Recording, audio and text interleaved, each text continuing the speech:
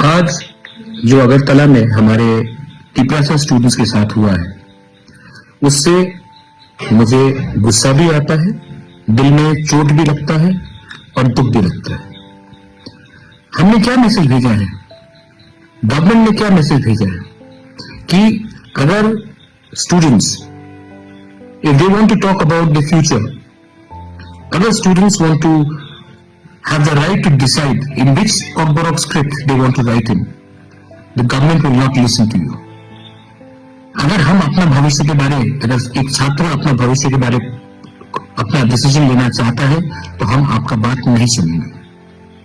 निहत्ते students, unarmed students के ऊपर जो पुलिस का लाठीचार्ज था, जो पानी वाटर कैनन फेंका गया, आप निहत्ते स्टूडेंट्स के ऊपर ऐसा अटैक करते हैं।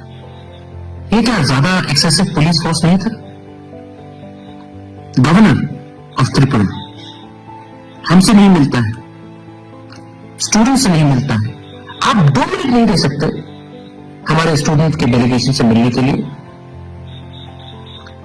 आप हमारा मेमोरेंडम 2 मिनट से, मतलब आप इतना बिजी हैं कि आप हमें 2 मिनट नहीं दे सकते हमारे ही स्टेट में हमारे ही भविष्य के बारे एक अर्जी देने के लिए।